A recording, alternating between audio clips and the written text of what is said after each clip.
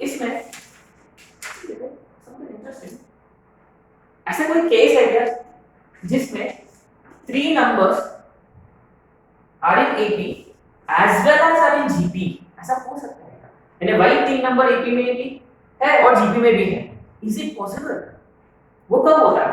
Is it possible in what case? Constant जब होगा Good. When AP and GP are constant, यानी जब A is equal to B is equal to C, उसका मतलब common difference 0 होना चाहिए and common ratio 1 होना चाहिए। तो can you prove this? Prove कर सकते हैं। कैसे प्रूव? एनालिटिकली, लॉजिकली तो obvious, logically it's very easy and pretty obvious है वो कि देखो सारे नंबर्स इक्वल है तो रेशियो हमेशा 1 ही रहेगा और डिफरेंस हमेशा 0 and A is equal to B is equal to C. तो very simple, we can use these conditions to derive the result, है ना? तो ABC AB में है तो B is equal to AC, ABC GB में है उसका मतलब B square is equal to AC, तो B को एलिमिनेट कर सकते हैं, B को एलिमिनेट करेंगे तो B स्क्वायर, B का मतलब A plus C by 2 का स्क्वायर, है ना? B square is equal to AC, सही है? तो हमने इधर से B का वैल्यू उठा के उसमें डाल दिया, राइट? ये देखो A plus C का whole square is equal to, सही है? ब्रैकेट ओपन किया, डिनोमिनेटर में स्क्वायर 4AC, चलेगा? ये देखो कुछ आइडेंटिटी आता है, A plus B का होल स्क्वायर माइनस 4AB, क्या होगा? What is it equal to? A plus B whole square में प्लस 2AB होता है, तो उसमें से माइनस 4AB किया तो माइनस 2AB हो जाएगा, उसका मतलब होगा A minus B का होल स्क्वायर, या एक्सपैंड करके भी चेक कर सकते हैं, ये होगा A square plus 2AC plus C square minus 4AC is equal to 0, है ना? देखो ये माइनस 2AC हो जाएगा, इसका मतलब है सिंपली A minus C का, यानी ऑब्वियसली देखो square of a real number, तो ऑब्वियसली अगर अपन ABGP पढ़ रहे हैं उसका मतलब ABC सारे रियल है ऑब्वियसली, तो ये 0 कब होगा? Only when A is equal to, अगर A और C इक्वल है, व्हाट इज मीनिंग होता है? इसका मतलब कॉमन रेशियो, अगर A और C इक्वल है, देखो A और C इक्वल है तो A plus C 2A हो जाएगा, 2 2 gets cancel, B is equal to A, है ना? सही है? तो A is equal to C इधर सब्स्टिट्यूट करें वापस, तो B is equal to A आ गया, तो that means A is equal to B is equal to C। Anyway वो तो ऑब्वियस रिजल्ट है, और ऐसे क्वेश्चंस भी आते हैं जिसमें जीपी में एपी इन्वॉल्व होता है या एपी में जीपी आ जाएगा बीच में, है ना? करेक्ट क्वेश्चंस करेंगे। तो एक इंपॉर्टेंट पॉइंट भी लिख लीजिए इसके साथ साथ में, important remark, if ABC are in AP and ABC are in GP, that implies A is equal to B is equal to C, उसका मतलब कांस्टेंट एंड कांस्टेंट GP होना चाहिए, तभी वो पॉसिबल है।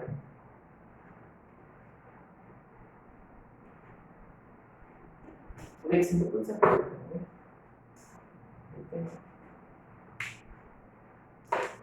आपको तो ठीक होगा कि नहीं?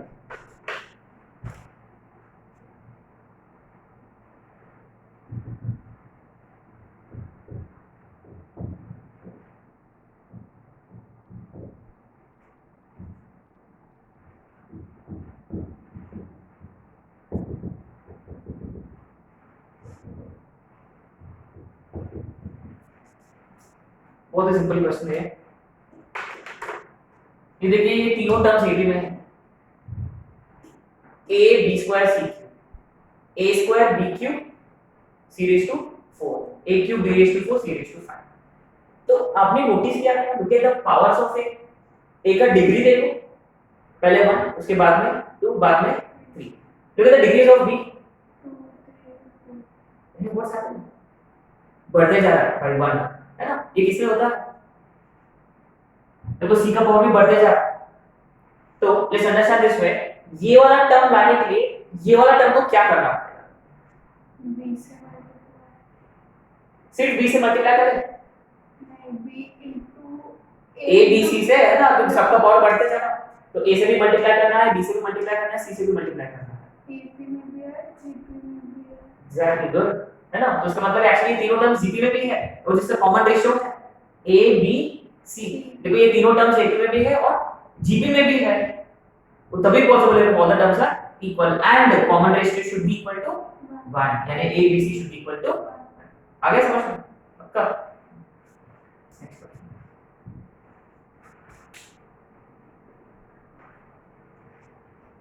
Right on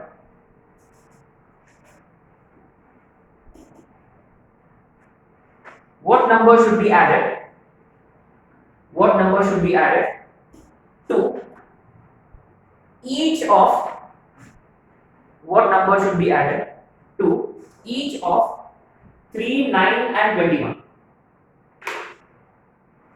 what number should be added to each of 3 9 and 21 so that the terms will be in GP so the terms will be in GP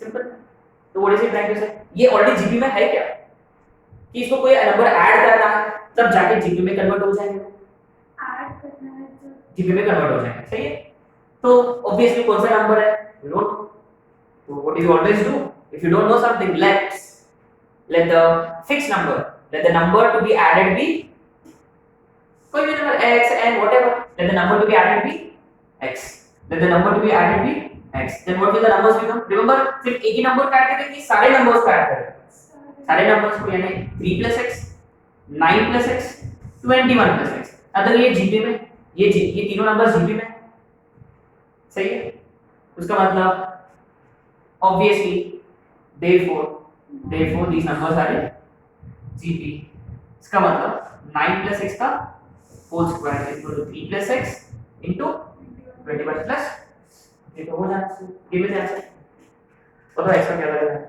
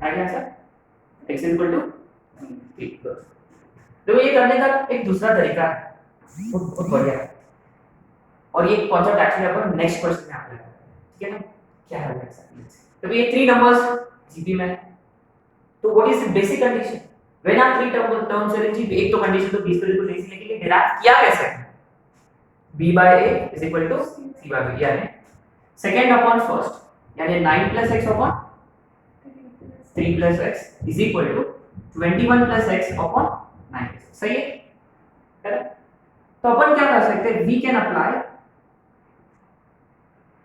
properties of equivalent ratios यानी basically when a ये equivalent ratio की property है theorem a upon b is equal to c upon d then this is always equal to a plus minus c is also upon b plus minus d इसका मतलब ये है कि जब अपन numerator में add करें तो डिनोमिनेटर में भी ऐड करना होगा अगर न्यूमरेटर में सब्ट्रैक्ट करें तो डिनोमिनेटर में भी सब्ट्रैक्ट करना है तो यानी इसमें सब्ट्रैक्ट करेंगे तो भी x कैंसिल हो जाएगा यानी बेसिकली इसका मतलब ये कि each will be equal to this right तो इसमें भी each will be equal to this minus this x तो कैंसिल हो गया तो 21 - 9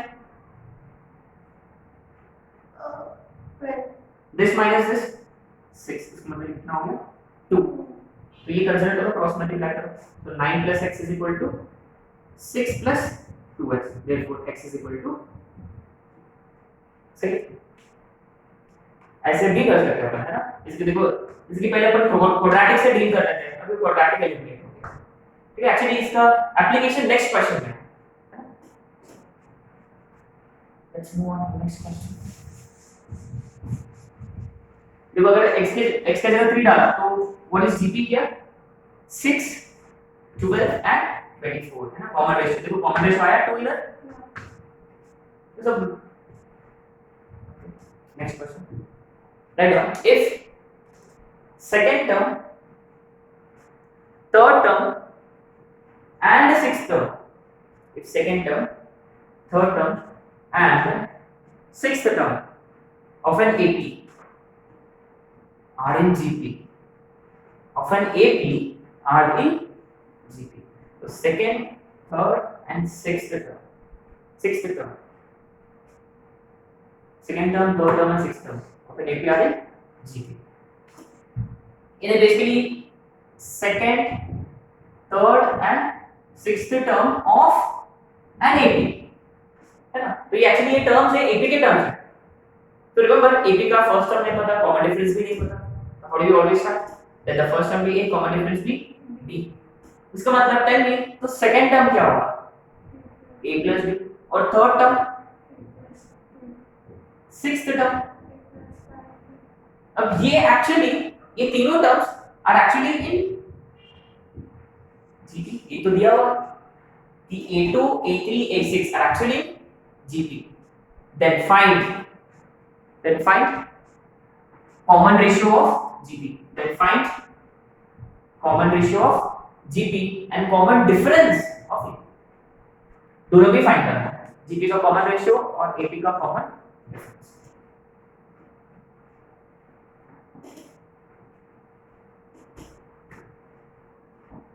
अगेन अगर ये तीन टर्म्स जीपी में है उसका मतलब अपना basic formula b square is equal to ac, second term का square is equal to product of first and third term, है ना। ये वाला तो अब कर लो, लेकिन इसका दूसरा एप्लीकेशन क्या था, इक्विवेलेंट रेशियो के हिसाब से भी ये सॉल्व कर सकते हैं।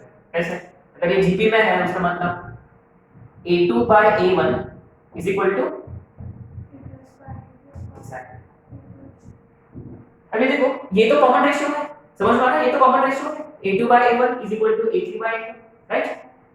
अब ये देखो इसमें से इसको सबट्रैक्ट किया, जैसे कि देखो a कैंसिल हो जाएगा, सबट्रैक्ट ही क्यों करेंगे, व्हाई नॉट ऐड, क्योंकि a कैंसिल हो जाएगा। जब इसमें से इसको सबट्रैक्ट किया तो ये आएगा 3d, इसमें इसको सबट्रैक्ट किया d, तो क्या आंसर, ये बहुत ही बढ़िया सॉल्यूशन है, r is equal to, right. अभी हम देखो और क्या फाइंड करना है, हमको फाइंड करना है कॉमन डिफरेंस ऑफ, है ना। इसको इसके साथ इक्वेट किया तो a plus 2d is equal to 3a plus 3d, सही है। तो 3 को इधर शिफ्ट किया तो 3d minus d is d is equal to minus, तो वैसे भी एनीवे AP का फर्स्ट टर्म नहीं दिया हुआ है, इसलिए देखो अपना जो आंसर आया वो A के टर्म्स में फर्स्ट इसके टर्म्स में। तो क्वेश्चन में हो सकता था then find the ratio of first term and common difference of AP, है ना, find the ratio of common difference in first term of AP, ऐसा हो सकता है, राइट। तो ये वाला एक मेथड है, राइट। हमेशा कभी भी कॉमन रेशियो अगर पूछा होता तो कोई टर्म्स AP में है वो GP में भी है, राइट। तो अपन ये वाला मेथड से कर सकते हैं ना। तो एक क्वेश्चन आता है, ये रिसेंटली मींस में आया था, I'd like you to try this as homework।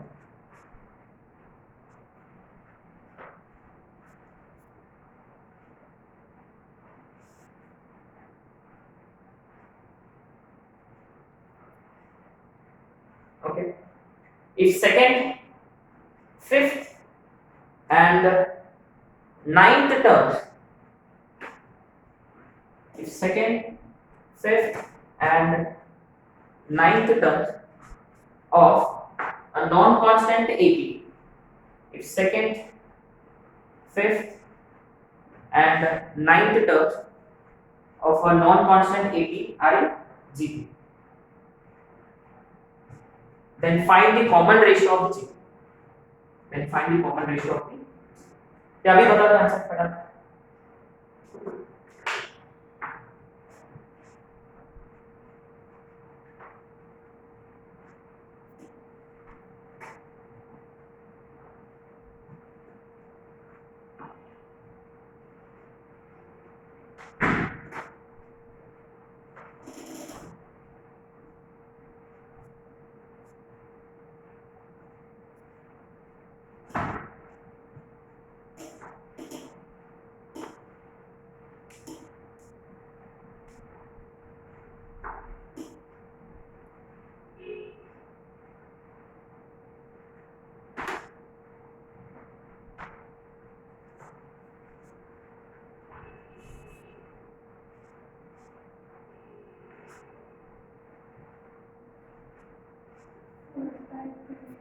Good. अरे हमने प्रॉपर्टीज कुछ मिस किए हैं लगता है ना। प्रॉपर्टीज में सिर्फ हमने एक ही प्रॉपर्टी डिस्कस किया, हमने एक और दो तीन प्रॉपर्टी हमने डिस्कस किया था इसी के बाद। Remember when we multiply, when we add or subtract a fixed number, when we add or subtract each and every term of AP by a fixed number, then the resulting sequence will also be AP.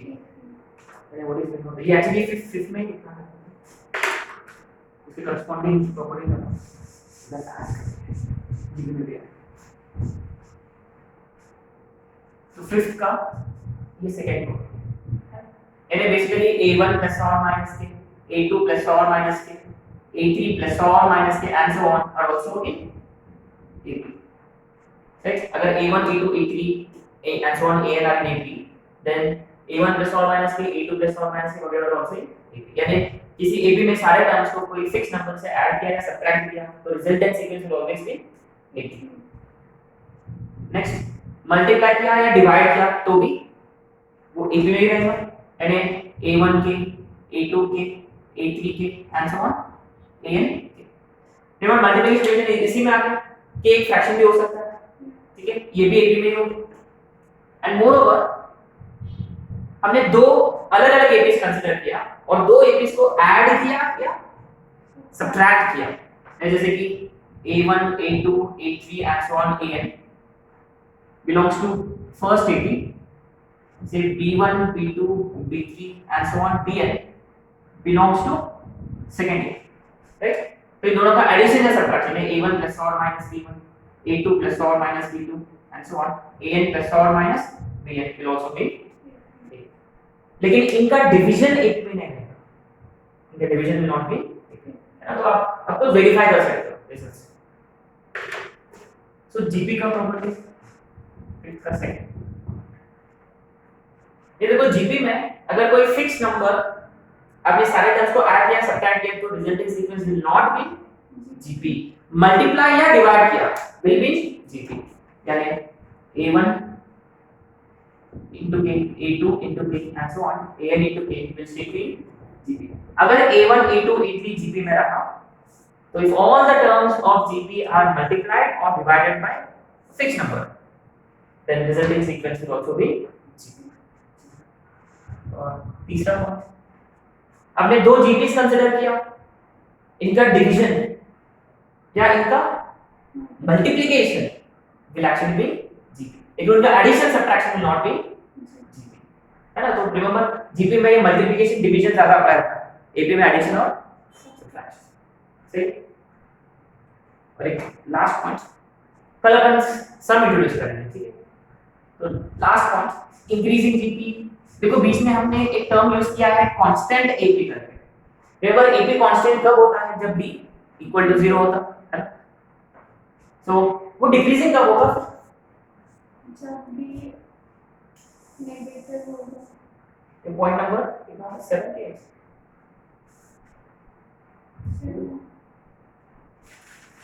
Conservation sequence ये 8 होगा point number, है ना। तो obviously d अगर d greater than 0 रहा then AP is increasing, सही है। अगर d इक्वल टू 0 रहा AP इज कांस्टेंट। देखो एक क्वेश्चन बीच में एक क्वेश्चन है नॉन कांस्टेंट AP दिया हुआ था कंडीशन, है ना। उसका मतलब d is not equal to 0। d अगर लेस देन 0 रहा उसका मतलब ये जो AP है दिस विल बी, सही है।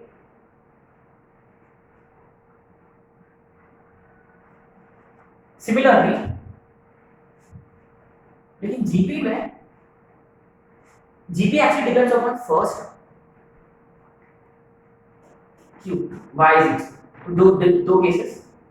अगर फर्स्ट टर्म ग्रेटर देन 0 रहा, अगर first term less than 0 then what happens, है ना।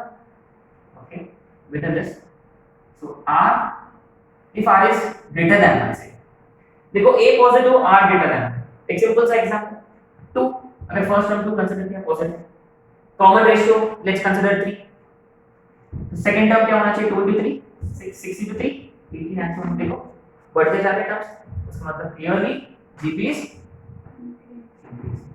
अगर हमने r का वैल्यू कंसीडर किया less than 1 but still greater than 0 y is equal greater than 0 क्यों क्योंकि अगर रिमेंबर अगर r नेगेटिव हो गए तो ये टर्म्स ऑल्टरनेटिवली पॉजिटिव नेगेटिव होंगे इसका मतलब we can neither say it is increasing nor decreasing right तो अगर r 0 और 1 के बीच में है यानी एक फ्रैक्शन 1/3 अगर मान लो first term is 2 common ratio is 1/3 तो 2 into 1/3 2/3 into 1/3 2/6 by 9. obviously this is actually decreasing gp right तो a नेगेटिव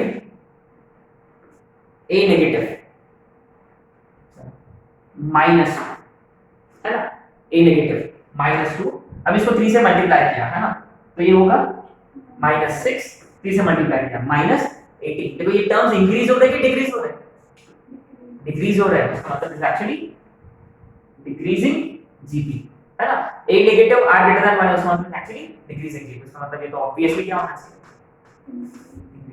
है ना अब चेक कर सकते हैं right you can easily verify example ठीक है तो कल अपन स्टार्ट करेंगे सम ऑफ इन टर्म्स ऑफ